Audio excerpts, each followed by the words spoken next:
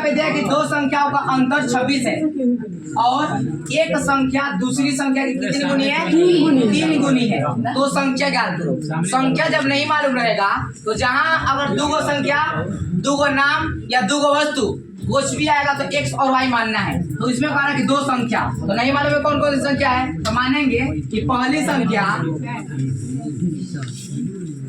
संख्या होगा x और दूसरी y तो दूसरी y ठीक ना। x और y मान लिया। बोला क्या है सवाल कि दो संख्याओं का अंतर कितना है? 26 है। अंतर मतलब क्या होता है? घटाना, यानी x माइनस y बराबर क्या होगा? 26। यहाँ पे समीकरण पहला हो गया। जहाँ एक लाइन में x y और एबीसीडी दो मान आ जाता है तो क्या हो जाता है? समीकरण मान लिया जाता है। जहाँ एबीसीडी दो आया तो समीकरण मान। उसके बाद दूसरा कहा रहा कि और एक संख्या मतलब पहली संख्या दूसरी संख्या की कितनी गुनी है? 3 गुनी, यानी इससे है 3 गुनी बढ़े है। कितना गुना बढ़े? 3 गुना। तो किसमें गुणा करेंगे? y बराबर देखो x बराबर y स्क्वायर लिखेंगे ठीक ना। बोला है कि एक संख्या यानी ये संख्या इससे कितनी गुनी बढ़ी है? 3 गुनी। तो ये 3 गुनी बढ़ी है ना, तो किसमें गुणा करेंगे? इसमें गुणा कर देंगे। तो 3 से इसमें गुणा कर देंगे। इसमें क्यों 3 से गुणा क्या बताता हूँ। जैसे मान लो कि यहाँ पे 20 है और यहाँ पे कितना है? 2 मान लिया ठीक ना।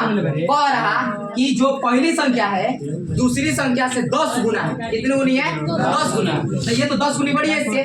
तो क्या करेंगे? किसमें गुणा करके बराबर करेंगे? 2 में गुणा करेंगे। कितना से? 10 से, क्योंकि 10 गुनी तो 10 से गुणा कर देंगे तो 10 गुनी 20 हो जाएगा। इसी तरह यहाँ पे भाई संख्या जो है इससे 3 गुनी बढ़ी थी तो इसमें गुणा कर दिया ठीक। समीकरण यहाँ पे क्या हो गया?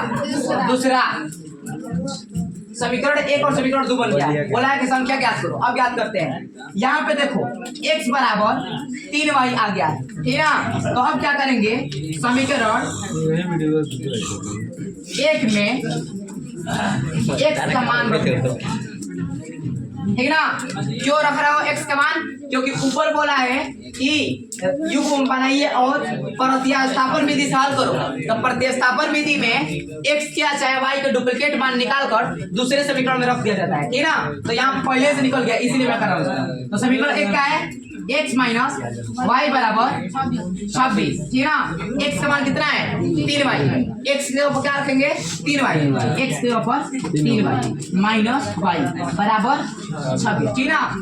3y प्लस में माइनस में 2y कितना y हो जाएगा?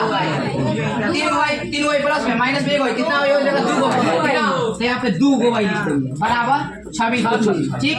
मुझे किसका मान चाहिए? y का। y को बाहर करेंगे 2 नीचे, यानी क्या होगा यहाँ पे? y बराबर 26 बटा में 2 बटे कितने बार में? 13 बार।